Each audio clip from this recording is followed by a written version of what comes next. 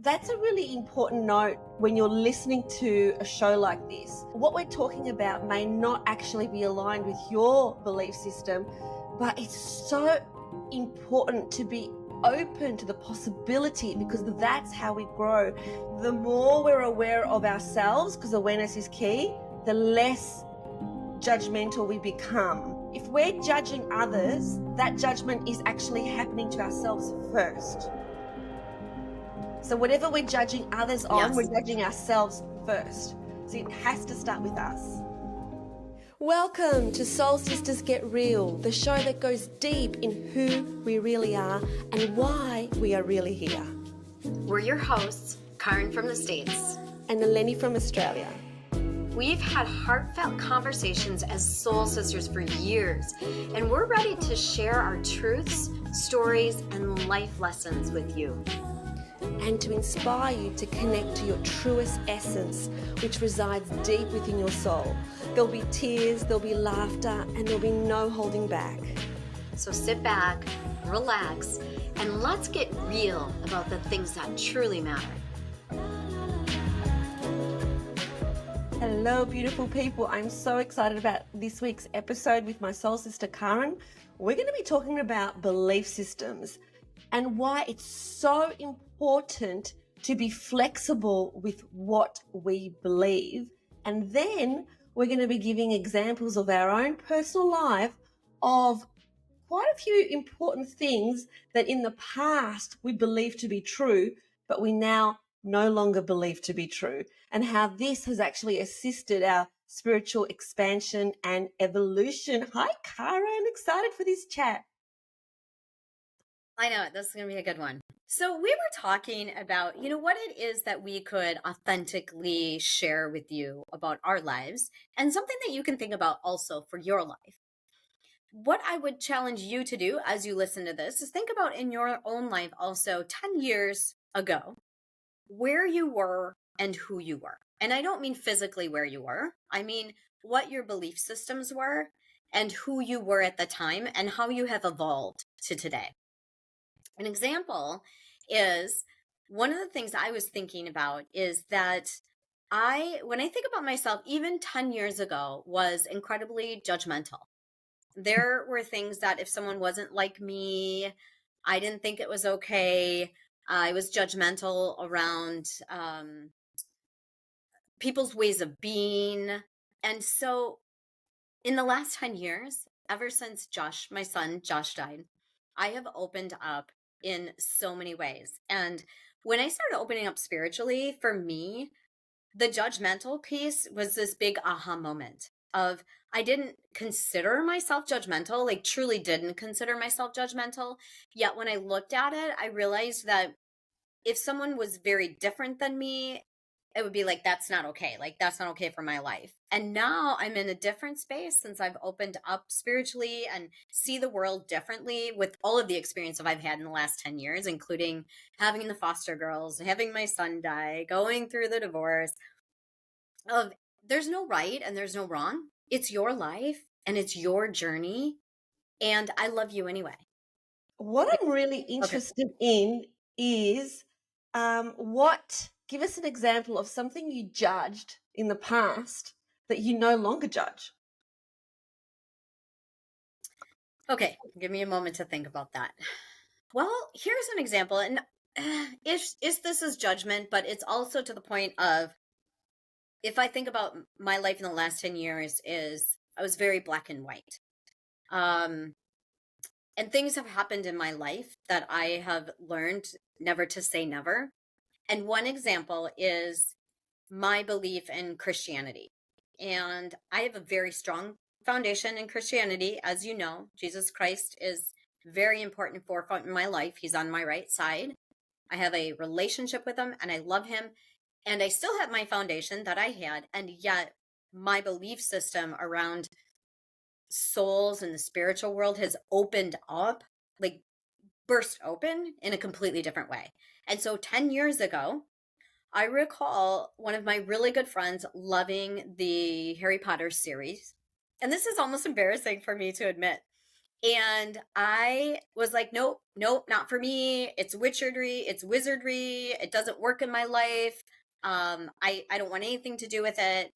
And 10 years later, after going through everything I've went through, I realized that my relationship with Jesus Christ and my relationship with God is my own experience. And if you want to read those books, or even that those books aren't, it's not how I saw it before, but I was very black and white and very judgmental about anything that was even spiritual when it came to some of our conferences, like, oh, that's not me, that woo woo stuff, like that's not Christian. Jesus wouldn't like that. And so for me, that was judgmental. Mm.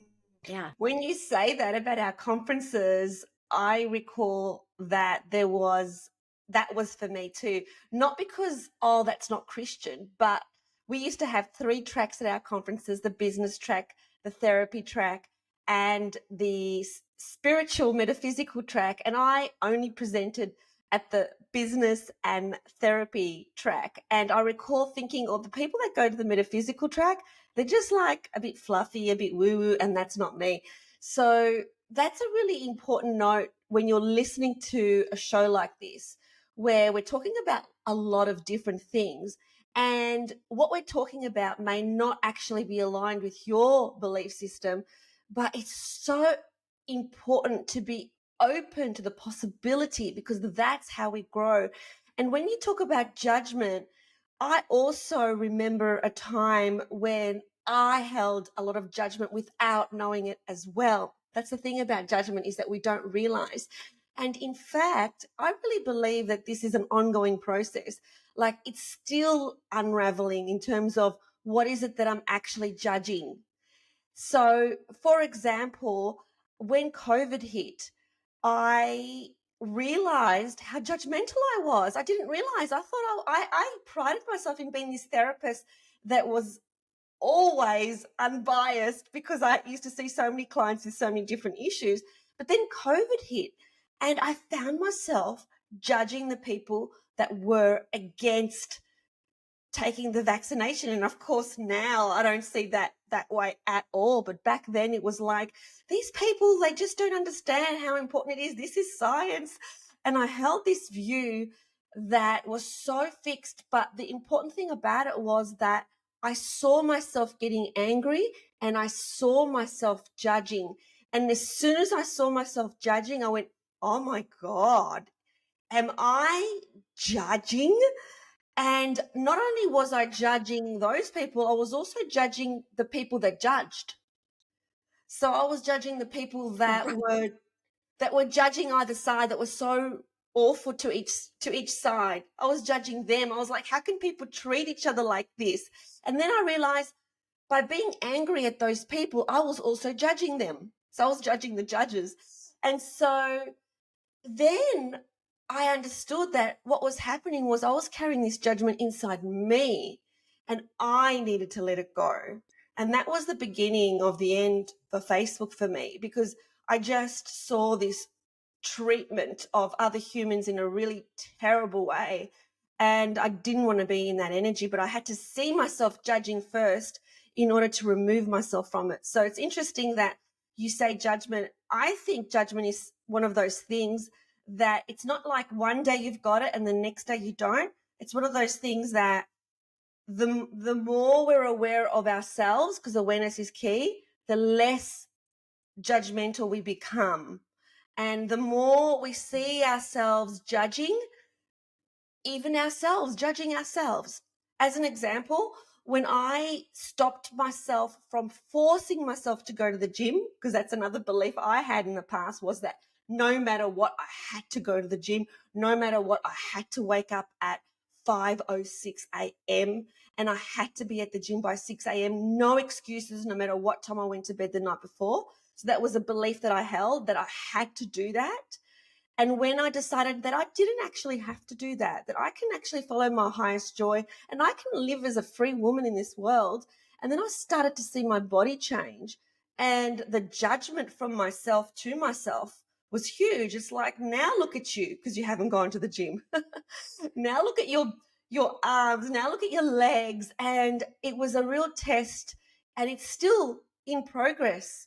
I'm not there yet of looking at my body and just loving it up, loving it up. I did it this morning before I got dressed. Like, there was this um, flab around my middle that I never used to have. And it's like, it's okay. I'm still healthy. I walk really fast. I walk really slow. I feel healthy. I feel good. So what? As a 55-year-old woman, if I'm carrying, you know, this weight, I can love my weight. I can love my extra weight. So they're all belief systems that I've changed as well. So it's not just judgment towards others, because this is what I believe about judgment. It's such an important topic that you brought this up. If we're judging others, that judgment is actually happening to ourselves first. So whatever we're judging others on, Yes. we're judging ourselves first. So it has to start with us.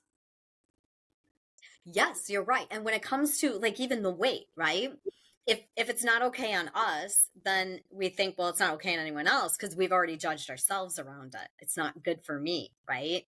That is such a great point, is when you think about where we judge others, many times it's because we haven't accepted it yet in ourselves. And so then it's easier to judge others.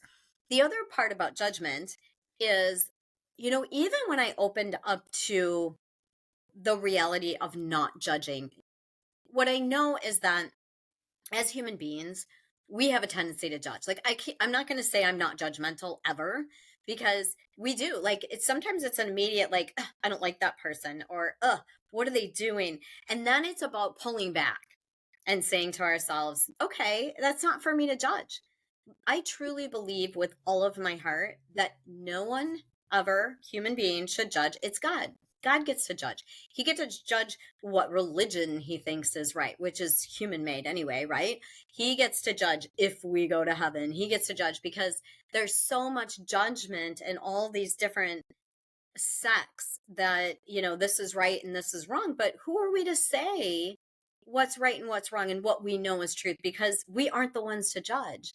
And when I opened up to that concept, it was like, oh, yeah, you're right. Who's to say I'm right or wrong? I'm not going to judge whether that's right or wrong. But to take it one step further, Caryn, my belief system is that we do not have a judgmental God. Our God is so loving, and there is no right or wrong, that there is no hell, there is no bad people that go to a bad place, that these are all experiences that we have on planet Earth to help us grow and to help us evolve.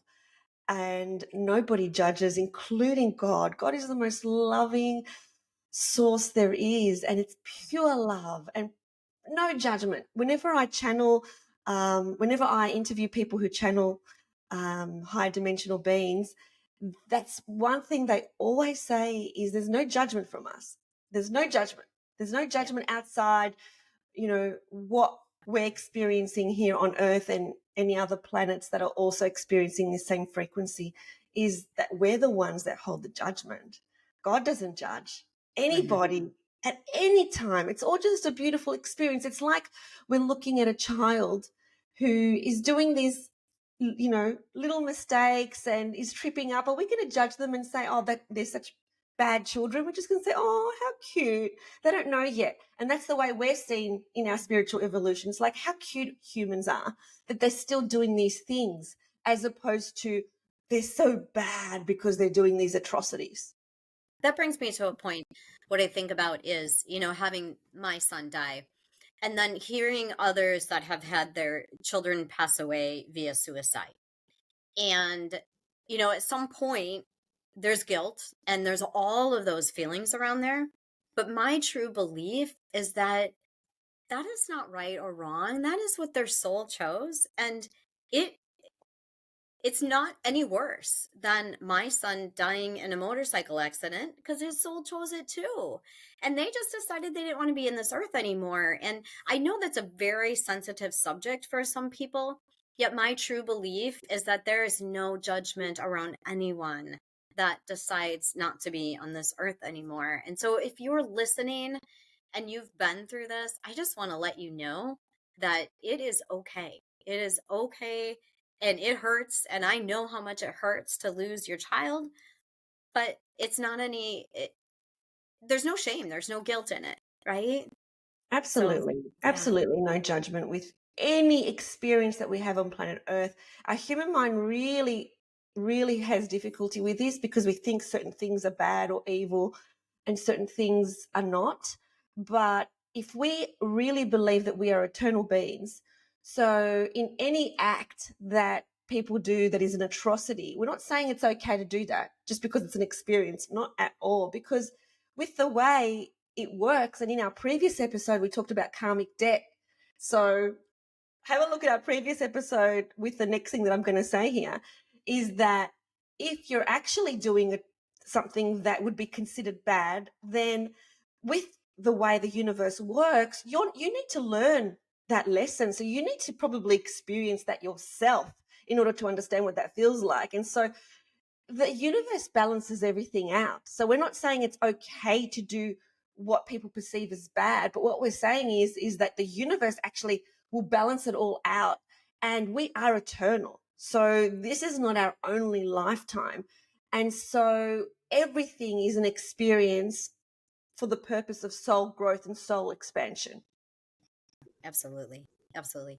And then the whole black and white thing for me has changed a lot. And I don't know if you have any experience with that, but when I think about it, and I think part of this is the growth and the wisdom as we grow older. But I used to see things a lot in black and white. It's this or that. It's right or wrong. It's one or the other. And what I've learned and moved into is we can have both ands. We can make it work in both and situation. And how do we do that? And so then it's about exploring, like, how do I make this work along with that? It doesn't mean I have to have one or the other, but how do I get the both and? Yeah, So, absolutely. yeah, And black and white, that whole concept of black and white goes back to the original theme of this whole episode, which is, are you fixed on a specific point of view? Because the more fixed you are on a specific point of view, the more suffering you will have. If you, for instance, believe that when you let's just take a very simple example. Say you are organizing a nice night out or day out with your friend, and she's not actually reciprocating. She's not doing it back to you. So your belief is, hang on, I'm doing something for them. She should be doing something for me. So this is like a common theme that people have where they expect that when they do something, the other person does it back. Well, that's black and white thinking. That's thinking that, for you to give, you need to receive. How about you think, well, I only give from my heart. And so I don't expect anything back when it's from my heart. And that way there's less suffering. When you're stuck to a specific way that it has to be this way, you see so many people offended. Like an example is, I put on Netflix just recently, and I've turned off my membership once again just to check out the latest series of the Sunset Show. What is it? Selling Sunset. Because when that series first started, the first series, season one, I was watching it when no one else was watching it. I loved it because it was all about houses. And I love real estate. And I love watching houses, and I love watching luxury homes. It's one of my things that I absolutely love, and I loved it. And the relationships between the stars were sort of background information. It didn't really make the show. It was the houses that made the show. But now they hardly show the houses, and it's all about the bitching and the drama between the characters. Very low vibe in terms of the frequency of that show now. And I turned on my Netflix membership just to see the last season, and oh my God, if you want to see black and white thinking, watch that show, because you have to look a certain way, you have to behave a certain way, you have to be listened to, but you don't have to listen. People need to behave the way you want them to behave. That is complete black and white thinking. And everybody in that show, no matter how rich they are, they suffer because they expect that people need to behave a certain way. And if we expect that, we're just going to prolong our suffering in this world.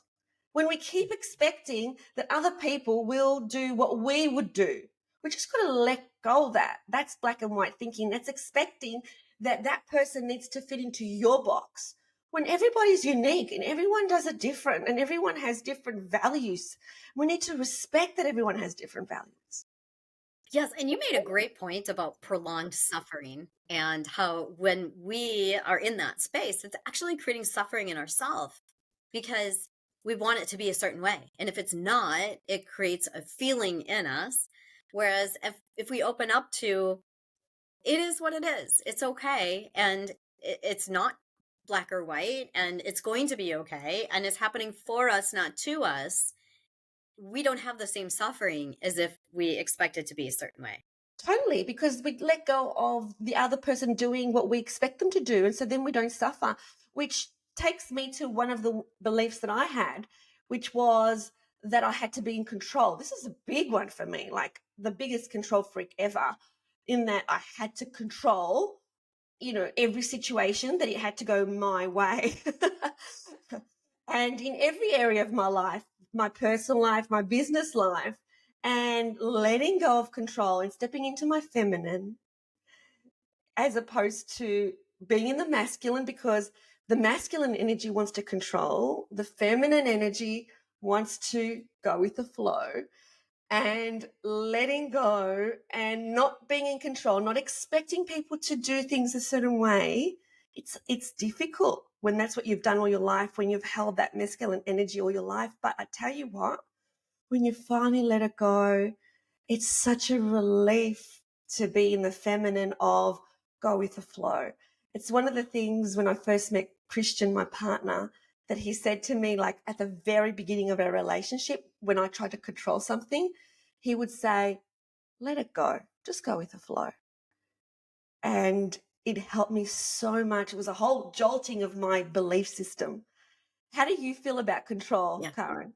Yeah, it's interesting you say that when you say the let it go and go with the flow. Something that comes up for me, and I don't know that I recognized it till you were talking about that, is it was very difficult for me for many years to shift gears. When I expected something to happen and plans changed, or I wanted something to happen and it didn't happen, I would get so worked up and so frustrated. It's like, just change is tough for me, or I don't want to change, or I was expecting that. And like that letting go with the flow for me was like, change is hard for me. Like, changing that up is hard. And I've noticed in the last few years, especially since, all I was been through everything I had been through, that it is easier for me to let it go and go with the flow and be in the space of like, if plans change, it's okay. Like there's a million other things to do. If a client doesn't show up, oh well, I have plenty of things to do on my computer. I can work on my book. I can work on my marketing, right?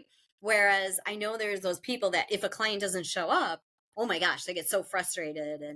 But it's that like change is okay, going with the flow is okay, and it's also okay when plans change.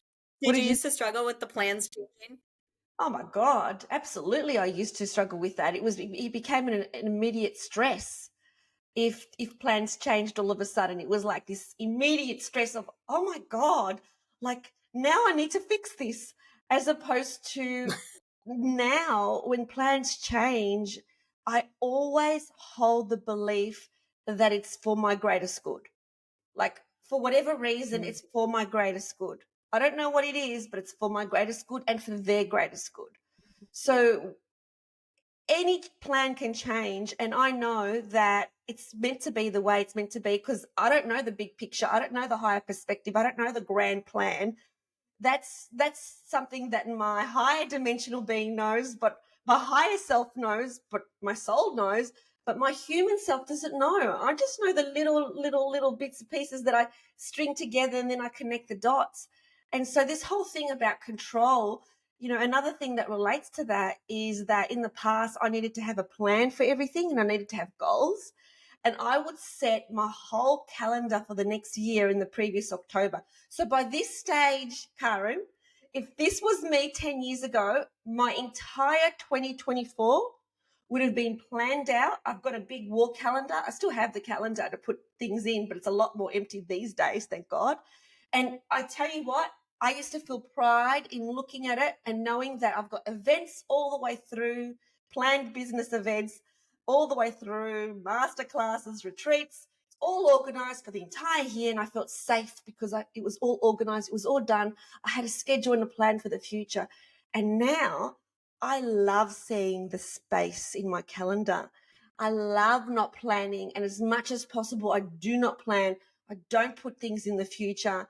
I have very few things in my calendar that are things that I need to show up for, and that gives me so much freedom. It gives me the opposite of what it gave me before. I feel free, whereas before it was like I didn't feel free, but I felt safe. So it's turning that around in terms Mhm. of I feel free and I know that I'm safe. Like you said before, the and. So bringing it back to that, I don't have to be free or safe. I can be free and safe. Yeah, the both and. And then the other point, like you just said, is it's happening for me, not to me. That was a concept I learned maybe 4 or 5 years ago. And when I really started thinking about that, like you said, the plans there's a greater plan. It's happening for a reason. And anything that happens, like we were supposed to go to Israel last week, and I could have been very disappointed in it. And 10 years ago, I probably would have been. And yet I was in the space of like, you know what? Even if we don't get our money back, because we weren't sure with the travel insurance, it's happening for me, not to me. And it's okay. And there's a whole lot more behind that, right? Like I'm not making light of any of that. But the for me, not to me changed a lot of the way I thought. Yeah, and you got to go to Hawaii, which you had never gone before, and you had this incredible spiritual experience, which you would have had you gone to Israel.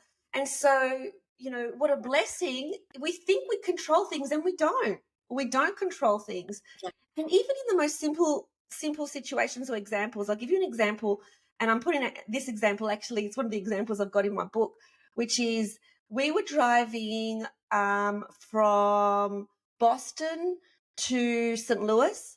So I had presented at a hypnosis conference in Boston, and I was running a retreat in St. Louis. So we were doing a road trip. It was our first road trip. Everything else we had flown from city to city, and it was exciting just to do a road trip.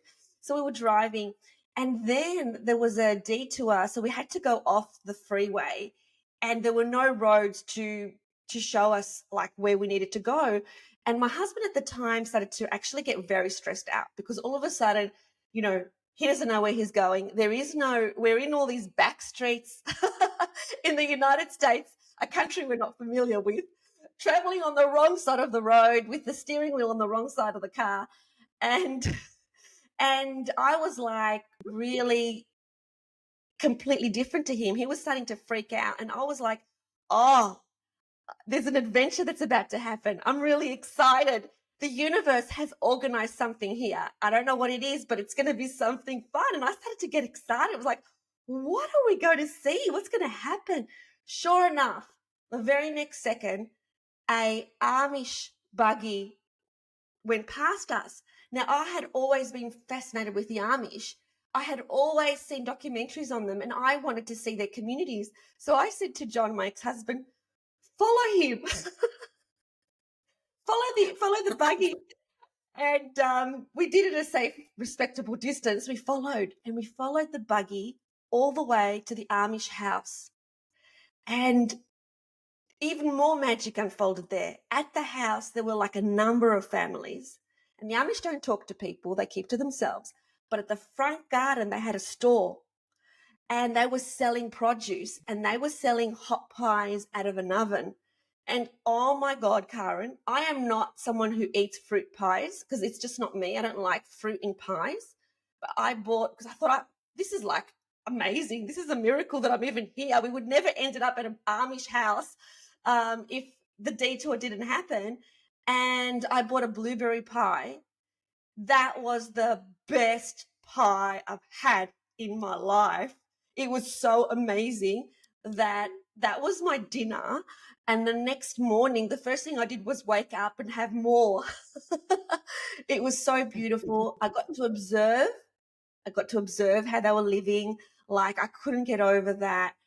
It was such a hot day and they were wearing very heavy black clothes and the children were barefoot. And it was really just like I was somewhere else. It was like I was placed in a different time and space. And I just saw the magic around that this is the way people can live and be really happy in a community setting, and they make the most amazing pies possible. And so that detour gave me the magic that I knew I was going to get. I wasn't stressing out, I was excited. And that's the difference. It's about when something changes up in our life, how about we hold this curiosity that a child has and get excited about, well, I wonder what's going to come up next, as opposed to the frequency of, oh my God, where are we? Where are we going? We're lost. Absolutely. I love that. And it does always turn out, it always turns out okay. It's that, the what ifs turning into even ifs. So, what if you have to take a detour? Even if you do, you'll probably run into something really cool, or, right? It's all going to be okay. Yeah. Yeah, that's right. That's an important point that you've just said then, which is it's all going to be okay. Knowing that it's all going to be okay, because it always is. It always is. And I hear people saying when I say this, but it's not. Like one of my sisters said this to me when I said, it always works out. It always turns out okay. She says, but it doesn't. But it actually does. If you believe in eternal life, it actually does. Everything is okay. Everything turns out okay. Now, for you to be saying that, and you're a mother who lost her son in a tragic accident, that everything turns out okay, it's not what you wanted or what you would have ever wished for, but has it turned out okay? It has. And a really good point to that is, and I heard, it wasn't Granger Smith. It was Toby Mac, I think. He's a country artist. He lost his son, and he said this, and it resonated with me, and I truly believe it now. We grieve when we lose someone, especially our children, because we're in a space of, I missed out on them getting married. I missed out on him having a child and me getting to hold his baby and being a grandparent to him. I missed out on his wedding. I missed out on seeing his life. Yet, it's all okay, because how do I know that he was going to get married, have a baby, and have a beautiful life? Right? Like, I don't know that. I mean, maybe, just maybe, I missed out on a lot of suffering. Maybe I missed out on seeing my son suffer. Maybe, so there's like even ifs. It's all okay. And it's all the way it's supposed to be for whatever reason. And I don't know that reason. And I don't know that I will ever know that reason. Maybe, hopefully, someday when I get to heaven, I can ask all of these questions. That's my hope. But I don't know what his life was going to look like, and what it was. And so it's all okay. It's And all there's still joy in life. Yeah, we still absolutely. have joy.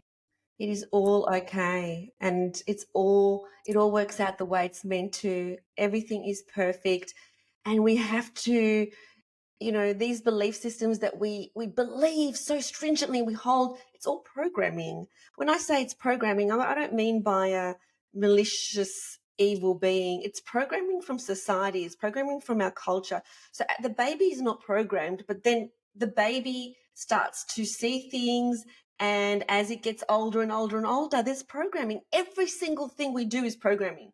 We put shoes when we go outside to walk because it's programming. And I'm not saying it's a bad thing or a good thing, but it's programming.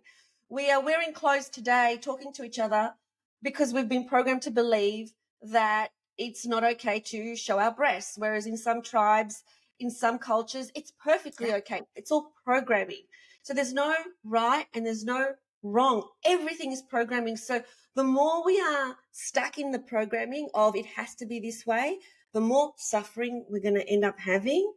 So I want you to who's listening out there, to think about what belief is keeping you stuck in that it has to be this way. I'll give you a hint as to how to figure it out.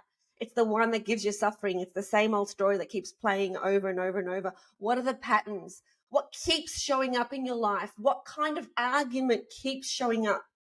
It could be the same person that's presenting you with this catalyst where you're feeling angry or frustrated or sad.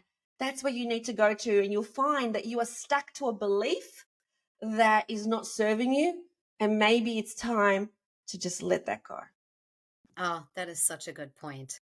And we can all think of things in our life that we thought was it was supposed to be a certain way, right? It should be the shoulds, the should on yourself, right? It should be a certain way because of programming, or someone else thinks it should have been that way, or society tells us this is right or this is wrong. And what is that belief that you're holding on to that you should do, that should happen, that is actually creating that angst in you? Yeah. Yeah. Yeah. You know what? It's funny that, when we started this, I had 3 possible belief systems. I have a lot, but I thought, we'll cover 3. I think we covered 1. So I reckon this is like a whole nother topic that we could take in further on another episode, in terms of the beliefs that we used to hold and how different it is now for us. And as a result, we're experiencing, we're both the same age, and we're experiencing joy and peace in our heart like never before. We've let go of the stressful day, and we are experiencing this joy and this happiness and less suffering than ever, because we are so much more flexible in the way that we think. So that was a beautiful conversation with my beautiful soul sister. Absolutely loved it. Absolutely. Yeah, and let's do a part 2. Yeah. Keep an eye out for part 2.